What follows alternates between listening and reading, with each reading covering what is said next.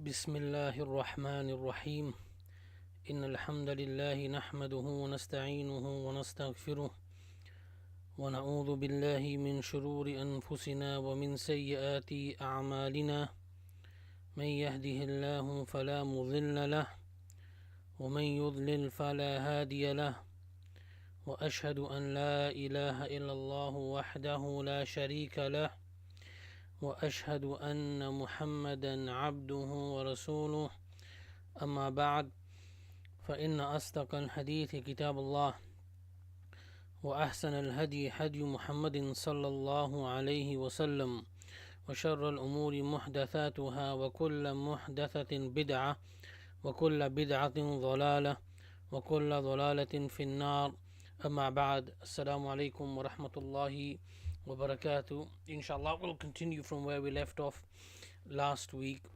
and where the Shaykh was explaining the different types of major sins with regard to the tongue. So inshallah, today we'll go over the chapter regarding immoral actions of the tongue. For example, swearing, insulting, cursing, shamefulness, etc. And the Shaykh will explain it and make it more clear as we go through the lesson, inshallah. So the Shaykh, he starts off with, he quotes from the original book, وَقَوْلُ اللَّهِ تَعَالَى وَالَّذِينَ لَا يَشْهَدُونَ الزُّورَ وَإِذَا مَرُّوا بِاللَّغْوِ مَرُّوا كِرَامًا. And that's from Surah Al-Furqan, verse 72. And if we have a look at the meaning of that verse, then it's the following: and those who do not witness falsehood, and if they pass by some evil play or evil talk, they pass by it with dignity. And inshallah, the Shaykh will explain as we go along. So the Shaykh, he begins and he says, قال باب البذاء والفحش. البذاء والفحش هذان اللفظان إذا اجتمعا كما سيأتي اجتماعهما في حديث ابن مسعود الآتي الذي ساقه المصنف رحمه الله تعالى، فإن البذاء يكون في اللسان والفحش يكون في الأفعال. والمعنى أن البذاء والفحش هو تعد وإساءة إلى الآخرين، هو تعد وإساءة إلى الآخرين وظلم للأعراض وتعد على الأعراض، فما كان من ذلك باللسان فهو بذاء، وما كان من ذلك بالجوارح فهو فحش. قال وقول الله تعالى والذين لا يشهدون الزور وإذا مروا باللغو مروا كراما. قال أهل العلم الزور هو الباطل ومجالس الباطل، ومعنى لا يشهدون أي لا يحضرون، والذين لا يشهدون الزور أي لا يحضرون مجالس الباطل، المجالس التي هي مشتملة على ما حرم الله عز وجل من غيبة أو نميمة أو سخرية أو همز أو لمز أو وقيئة في الأعراض أو غير ذلك، فإن هذه كلها مجالس زور، لأن الزور هو الباطل. وعباد الرحمن هذه جاءت في سياق أوصاف عباد الرحمن، من أوصافهم أنهم لا يشهدون الزور أي لا يحضرون مجالس الباطل، بل يصونون أنفسهم عن حضورها وشهودها والجلوس مع أهلها، لأنه إن جلس مع أهل الباطل في مجالسهم تلطخ بباطلهم وأصابه من باطلهم قدرا ونصيبا. So in this paragraph, the Shaykh, he basically introduces the chapter, and he mentions about the word al-badha and fuhsh, and he says that these two words, when they are mentioned together, as we will learn inshallah in the forthcoming hadith that's going to be mentioned, the hadith of Ibn Mas'ud, may Allah be pleased with him, and that the original author brought as evidence with regard to this major sin, then the Shaykh says that when you have these two words mentioned together, al-badha and al-fuhsh, in context together, then al-badha is related to what's said on the tongue. So the bad things that are said on the tongue, that come out of the tongue. And al-fuhsh is from the actual actions, like from your limbs. And then the Shaykh says the meaning of al-badha and al-fuhsh, it is, insulting and doing bad, evil acts to others. So whether that be oppressing them by way of your tongue or by way of your limbs, or dishonoring them, talking about dishonoring them, or and things like that, basically. And then he mentions that fuhsh, it's to do with the limbs, so doing bad things or bad actions by way of your limbs, and al-badha is to do with the tongue, bad actions of the tongue. And the Shaykh, he continues, so he mentions the ayah that we mentioned earlier, and he breaks it down for us. So he says that the people of knowledge, they say, what is azur? And he says, and the Shaykh says that azur is all types of falsehood and sitting in the company of falsehood. And the Shaykh says la yashhadun, that they don't witness and they're not around. The Shaykh says, what does la yashhadun mean? He says that la yashhadun means that you're not in attendance, you're not around that kind of thing going on. Yeah, you're not around falsehood.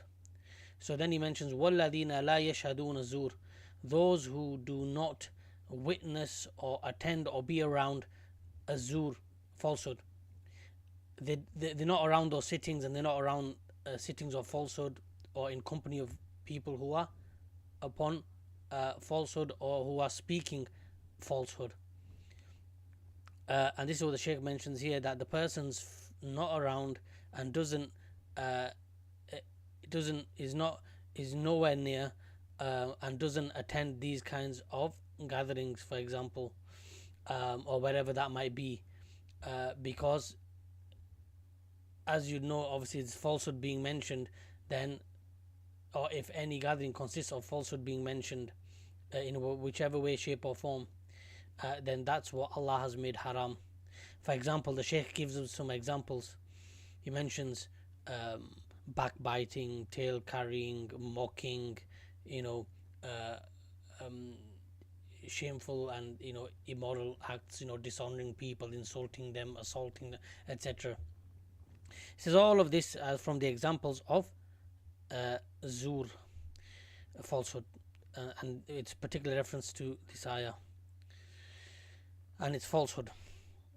And the Shaykh says, as in this ayah, Ibadur Rahman, that the servants of Ar-Rahman, well, their description and their characteristics are that they don't witness this falsehood. They do not witness this falsehood, nor are they near it. And so that's be mentioned there. And if we just remind ourselves of the verse, and those who do not witness falsehood, and if they pass by some evil play or evil talk, they pass by it with dignity. Yeah. So that's what's being said here. And the Shaykh says here that the Ibad al-Rahman, the servants of Ar-Rahman, they preserve themselves. Yeah, they keep away from these kinds of gatherings and company. Because if the person did sit in these kinds of companies, in these kinds of companionships or groups or gatherings, should I say gatherings, probably a better word to use, then it would pollute that person's mind. They would be polluted by what's being mentioned. And even if it is a small amount, there'll be a level of pollution or you being affected. So therefore, you stay away from these types of gatherings, wherever it may be, to preserve your own self and your deen and your iman. So then the Shaykh, he says here, he mentions the ayah again, and I just read it moments ago in English again, the meaning of it. It says that the Shaykh says that what's intended by these majalis al-lagwi wal majalis al-qa'ima, al-lagwi wal-kalam al-muharram. So the Shaykh says that it's focusing on speech, false speech, falsehood that's being mentioned. And if any of the servants of Allah came across these gatherings,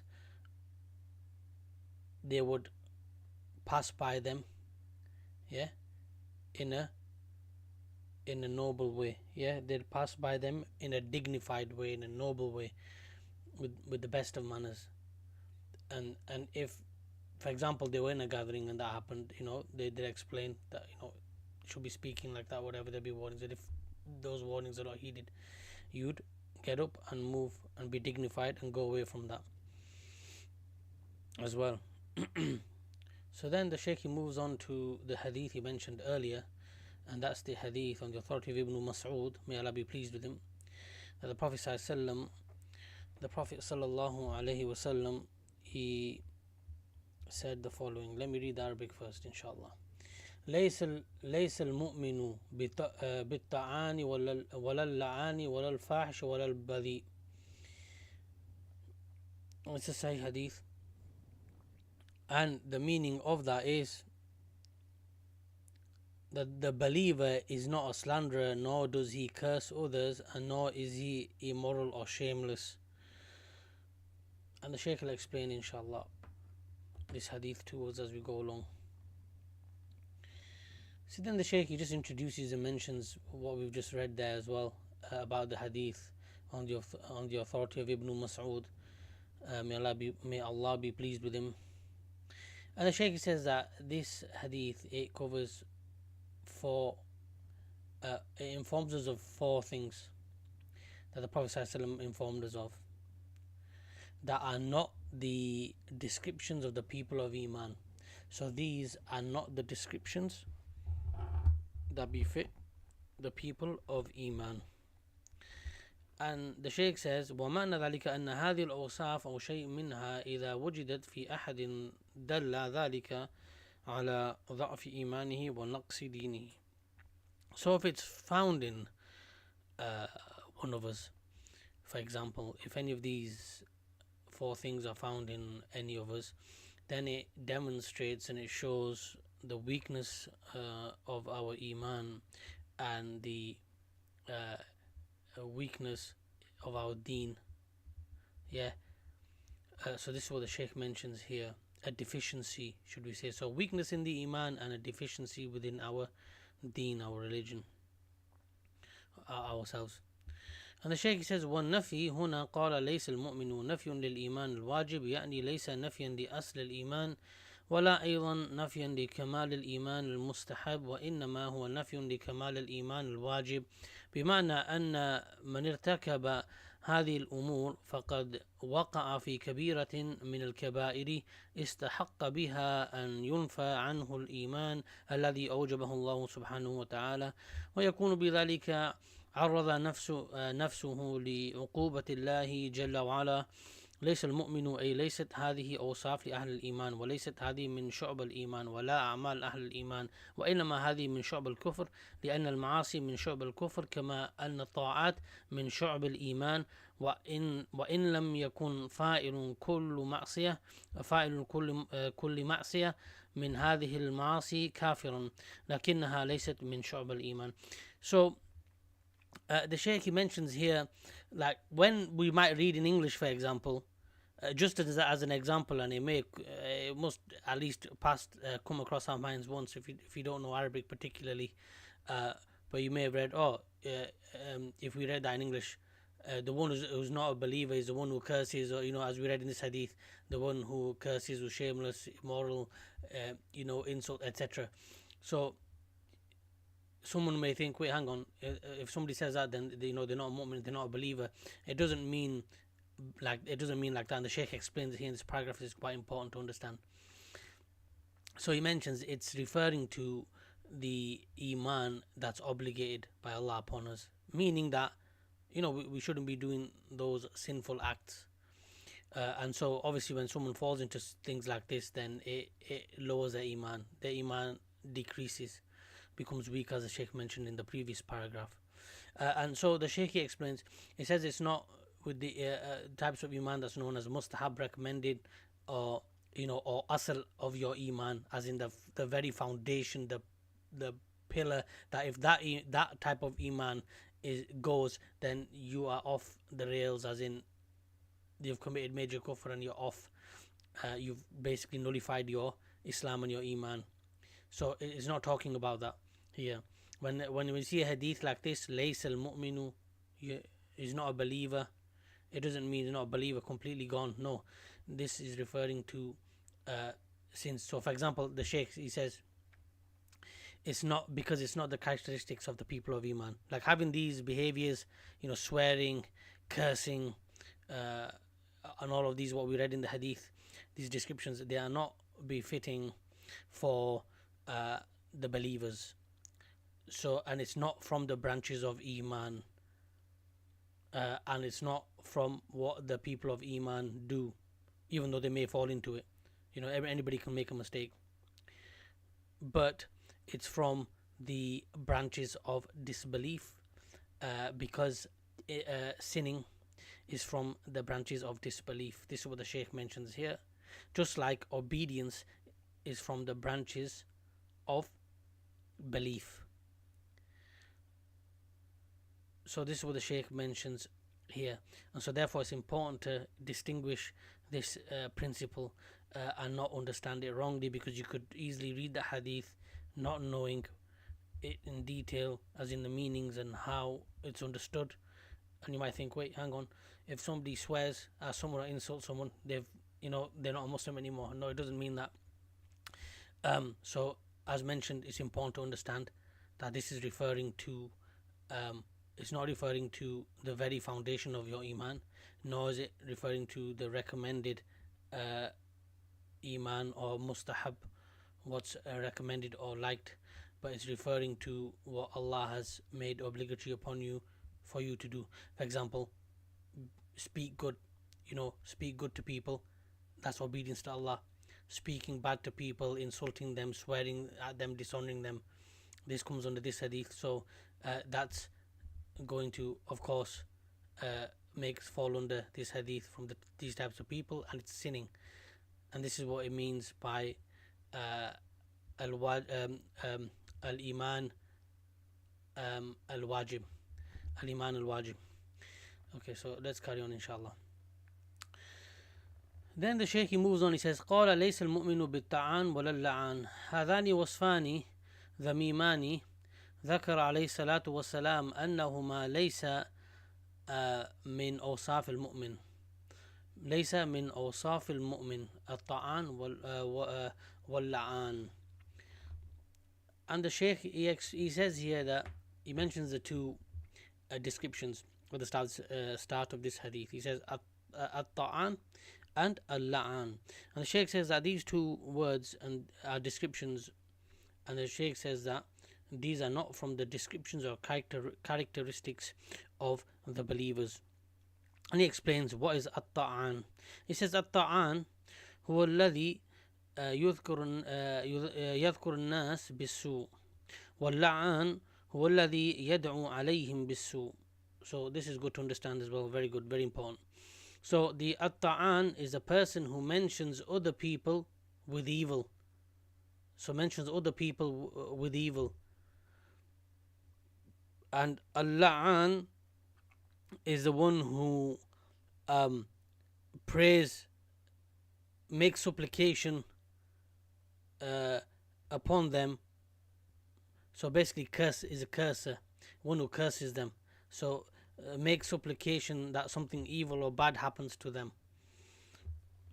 So that's the meaning of these two words. The Shaykh continues, he says ليس المؤمن بالطعان الطعان هو الذي يذكر الناس بالسوء يقع في الأعراض يغتاب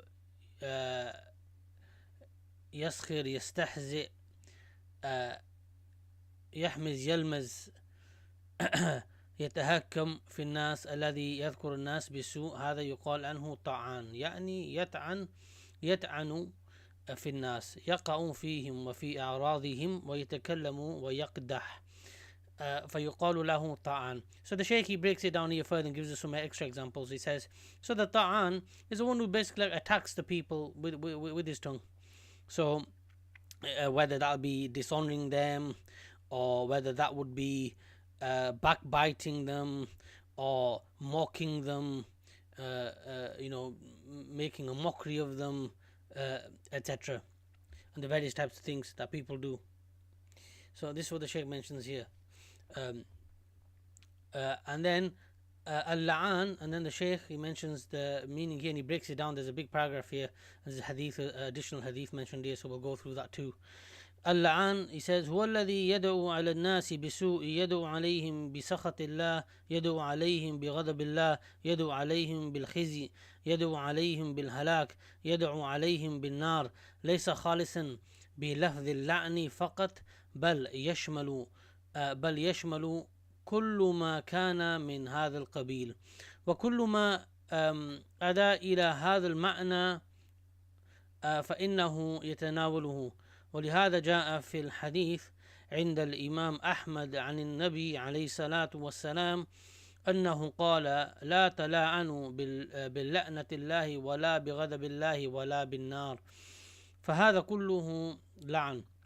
عندما يقول القائل مثلا لآخر أخزاه الله أو أدخله الله النار أو حرمه الله من الجنة أو غضب الله عليك أو سخط الله عليه، كل هذا لعن. ليس اللعن بلفظة اللعن فقط بل يشمل ذلك، لأن النبي عليه الصلاة والسلام قال لا تلاعنوا بلعنة الله ولا بغضب الله ولا بالنار. هذا كله داخل في الدعاء على الغير بالطرد والإبعاد من رحمة الله سبحانه وتعالى. So then the Shaykh breaks it down here and he goes into a lot more detail with regards to cursing and understanding it properly when people curse and cursing itself. So the Shaykh, he says basically here, as he mentioned earlier, he says that cursing is supplicating to Allah that something bad happens to whoever you're supplicating against.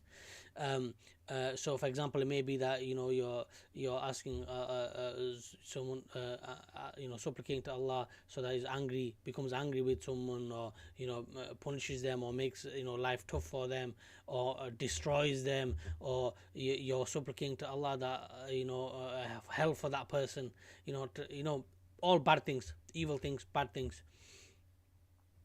And it's mentioned with this word of curse, al-la'n, in Arabic. And the Shaykh says that this it covers and encompasses all things like this. And he says, and he mentions a hadith of that's in the Imam Ahmad. So with regard to the authority of Imam Ahmad, that the Prophet ﷺ mentioned also that don't supplicate by way of cursing, and by way of supplicating against someone of the anger of Allah, or with the hellfire, etc. So these are mentioned in the hadith as well. So the Shaykh says that all of this is considered cursing, and anything that resembles this. And they give some examples of what people say. I ask Allah that hellfire for you, Allah is angry with you, and etc. As the examples we've covered. And so the Shaykh, he mentions that, and so he says it's not just the word curse itself, but anything that resembles what cursing actually is, as we understand through these examples. And in the end, basically what the person is doing there is asking Allah to not basically be merciful to that person, and to be far away from Allah's mercy. So that's what the Shaykh mentions here. Let's continue. فإذا قوله ليس المؤمن بالطعان ولا اللعان يشمل قول الطعان من يخبر عن الناس بالسوء، ويشمل قوله اللعان من يدعو على الناس بالسوء. وقد جاء في حديث آخر أن النبي عليه الصلاة والسلام إن اللعانين لا يكونون شهداء ولا شفعاء يوم القيامة، واللعان الذي من وصفه لعن الناس بمعنى يدعو عليهم بالشر، ومن وصف طعن في الناس فهو الذكر للناس بالسوء بهذا الوصف الذي قام به ليس محلا أن يكون أن يكون يوم القيامة شهيدا أو شفيعا للناس. قال: إن اللعانين لا يكونون شهداء ولا شفعاء يوم القيامة، لا يكونون شهداء. الشهداء هم الذين يذكرون الناس بالخير، والشفعاء هم الذين يدعون لهم بالخير. قال: لا يكونون شهداء ولا شفعاء يوم القيامة، أي ليسوا أهلا بذلك. لماذا؟ لأن الناس في الدنيا لم يسلموا من ألسنتهم طعنا ولا لعنا، فكيف يكونون شهداء لهم أو شفعاء لهم يوم القيامة وهم أصلا في الدنيا ما سلموا منهم؟ وهذا مما يدل على خطورة هذا الوصف، الطعن واللعن، وأن المسلم لا ينبغي أن يكون كذلك، كما جاء في الحديث: لا ينبغي للمؤمن أن يكون لعانا، ينبغي أن يحذر ذلك. So then in this long paragraph as well, the Shaykh, he continues and he mentions the same things, but he also adds to it, and he says that he mentions another hadith of the Prophet ﷺ, that the ones who curse, they won't be from the shuhada and the shufa'a on the day of judgment. And he explains what that means. It means that the shuhada here, this word mentioned here, is meaning that those who are who mention the people with good, they won't be, because he says, because they never mention them with good in the worldly life, and then they're not going to be from those people who mention them with good in the hereafter. And likewise, those people who also, they won't be shufa'a, so ones who intercede, meaning that they won't be with the people who pray for them, make prayer to Allah, supplicate to Allah for good for them, supplicate to Allah for good for them. So they won't be that, because they never practice that in the worldly life. This is what the Shaykh mentions here, and so they won't be from those people in the afterlife, in the hereafter, on the day of judgment. Let's continue.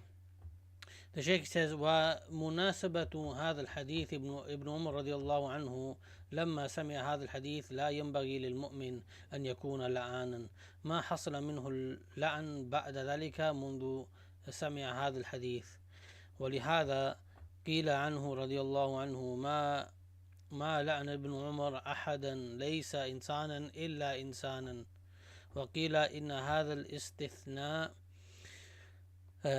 الاستثناء ليس إنسانا أي إلا إنسانا واحدا، أنه كان عنده خادم أو عبد وفعل أمرا أغضب فيه ابن عمر فلعنه. وقيل إنه نطق كلمة اللعن وأمسك نفسه قبل أن يأتي بحرف النون في آخرها، ثم مباشرة أعتقه مرة واحدة. وهذا مما يبين أن الصحابة رضي الله عنهم كان هذا وصفهم في مسارعتهم للخير ومبادرتهم له رضي الله عنهم وارضاهم. منذ أن سمع هذا الحديث لم يسمع منه لعن إلا مرة واحدة في هذا الموقف، ومباشرة كفر عن ذلك بإعطاق ذلك الشخص لوجه الله سبحانه وتعالى. وهذا يفيد أن المسلم ينبغي عليه أنه إذا سمع هذه الأحاديث في الوعيد والتحذير ألا يكون حظه منها مجرد سماعها ومعرفتها، بل ينبغي أن يبادر إلى التطبيق العملي ليكون من أهل الحق والهدى ولزوم دين الله تبارك وتعالى وشرعه. So the Shaykh says here as well, with regard to the hadith we mentioned, لا ينبغي للمؤمن أن يكون لعان, that it's not befitting for a believer to be one who curses. And And then the Shaykh, he follows this up with what happened with Ibn Umar, may Allah be pleased with him, that he never cursed except a single person, and he didn't even reach the noon. He heard this hadith, but he got there was some situation where he was angered because one of his servants angered him, and he didn't get to the point of he didn't get to the noon in la'natullah, like when people say, he didn't even get to the point of the noon, and he stopped right there because he realized what he was doing, and he immediately freed that servant, freed him for the sake of Allah Jalla wa Ala. And the Shaykh explains to us that, and then as mentioned, Sabit, that was the first and last time anybody ever heard Ibn Umar doing that. And so that shows us the example, the great and lofty status and example of the Sahaba, and that what they did for the sake of Allah and applying these rules and following them. Yeah, so once they knew, follow the rules, follow that knowledge, act upon it. And so the Shaykh says that we should do the same. We shouldn't be where we just listen and we understand it and then we never practice what we've learned. And in fact, we should be putting it into practice and sticking to it, the truth and the guidance, and sticking to Allah's laws. And inshallah, we've got probably another 5 minutes and then we'll finish, inshallah.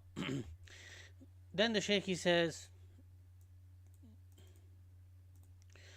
قال ولا الفاحش ولا البذيء، أي ليس من وصفه الفحش ولا البذاء، والفحش يطلق على كل ما استفحش من العمل وبلغ مبلغا في قبحه، والبذاء يطلق على قبح لسان المرء في إسفافه بالقول وفساد لسانه في سلاطته في سوءه. والجمع بين هذين اللفظين كما تقدم، الفحش والبذاء، يكون الفحش في الأفعال والبذاء في الأقوال، وعند انفراد كل منهما فإنه يتناول معنى الآخر. So then the Shaykh, he says, we move on to the last part of the hadith, وَلَا الْفَاحِشْ وَلَا الْبَذِيء. And the Shaykh says, i.e. from the characteristics of fuhsh and bada, and he explains the meaning. So let's go through them here. He says al-fuhsh, it's related to anything that exceeds the bounds and leads to, like, is considered disgusting in terms of actions, physical actions, disgusting, despicable physical actions, immoral acts, whatever they may be. Yeah, and there are many. Wal bada, Shaykh says, this is related to with regard to whatever comes out on the person's tongue in terms of their speech, disgraceful or disgusting speech. So one's to do with the limbs, actions of the limbs, the other one's to do with the action of the tongue, words. And that's what the Shaykh says here on the next line. So when we hear them together in a sentence, or we hear them together being discussed together, then al-fuhsh is related to the limbs, and al-bada is related to what comes out on the tongue, words that are being spoken. But if one's mentioned only in a discussion or a sentence or whatever, if it's just one word that's mentioned on its own, whether that be al-fuhsh or whether that be al-bada, then they take the meaning of both. Yeah, so if we were just talking one day about fuhsh and we were talking about it like this, and I didn't mention the other word al-bada, then it would automatically, you'd understand from that I'm talking about both disgusting speech and immoral and disgusting speech and immoral and disgusting physical actions as well. and vice versa with these two words. Mentioned together, they have the particular meaning. When only one's mentioned, they encompass both meanings. Okay, let's carry on. وله وصححه عن أبي درداء رضي الله عنه مرفوعا ما من شيء أثقل في ميزان المؤمن يوم القيامة من حسن الخلق وإن الله يبغض الفاحش البذيء الذي يتكلم بالفحش. So then the next hadith I will go through, and then we'll probably pause there for today inshallah, is the following hadith we just read in Arabic with the following meaning: that nothing is heavier on the scale, yeah, than good for the believer than good manners or good etiquette, good manners, good character, good etiquette. And then indeed and verily Allah dislikes, yeah, the one who's immoral in their, yeah, who's immoral in their speech and their actions, immoral, as we've been talking about, al-fahish, al-badhi, and the one who talks with al-fuhsh, yeah. So as we've been talking about all through this lesson. So let's go through this and then we'll stop here at the red highlight text. قال وله أي ابن مسعود رضي الله عنهما عن أبي درداء رضي الله عنه مرفوعا ما من شيء أثقل في ميزان المؤمن يوم القيامة من حسن الخلق. وهذا فيه أن حسن الخلق ثقيل في الميزان وسبب للرفعة عند الله سبحانه وتعالى يوم القيامة يوم لقاء الله جل وعلا. وقد مر معنا عند المصنف رحمه الله تعالى قول النبي عليه الصلاة والسلام إن من أحبكم إلي وأقربكم مني مجلسا يوم القيامة أحاسنكم أخلاقا. فحسن الخلق موجب لدخول الجنة. سئل عما يكون به دخول الجنة قال تقوى الله وحسن الخلق. وموجب لرفعة الدرجات وأيضا هو ثقيل في الميزان. وهذا كله مما يدل على فضل حسن الخلق. وحسن الخلق في التعامل مع الناس يتلخص في حديثين. Alright, let's take a pause there and then I'll carry on. So the Shaykh he mentions the hadith as we've already read the translation thereof, and he says that good character and good manners and etiquette, they are heavy on the scales. They are heavy on the scales, as in good deeds are heavy. Good deeds are heavy, and the reason is because good characters and manners is something that is held in high esteem with Allah subhanahu wa ta'ala on the day of judgment when we meet Allah on that day. And in the previous lessons we went through a hadith that was mentioned, inna min ahabikum, so where the Prophet ﷺ said, the one who is most close to me on the day of judgment, who's going to be the most closest to me on the day of judgment, on the day of judgment is the one who has the best character, best manners, best etiquette. So good character then in general, it's something that is required. It is required to enter Jannah. And the Prophet ﷺ was asked how do we enter Jannah, about entering Jannah. He said being conscious of Allah, having piety, so being conscious of Allah subhanahu wa ta'ala, and good manners, good characteristics. And taqwa, we can go into the meaning now, we may as well mention it since now that's been mentioned. Then that was explained by Talq ibn Habib, I believe, quote me if I'm wrong or correct me if I'm wrong, where he explained the meaning of that being that, so the believer, he knows that Allah is watching him, so all the commandments that Allah has commanded him with, he does them to the best of his ability, yeah. So all of the commandments that Allah has commanded him to do, he does to the best of his ability, and all that which Allah has prohibited him to do, he stays away from it, and he's conscious of everything that he does. So when he does something, he'll evaluate it. Is it right? Is it wrong? Knows Allah is watching, and is doing it to the best of his ability. But it covers both commandments and prohibitions. Yeah, so commands and prohibitions. And then the Shaykh says, he mentions obviously having good manners, a good character, and being of good character is an obligation to enter Jannah, and of course it's heavy on our scales, having these characteristics, and that is the virtue of good character. And then the Shaykh explains that we can summarize this into two. So he says that having good character is working with people.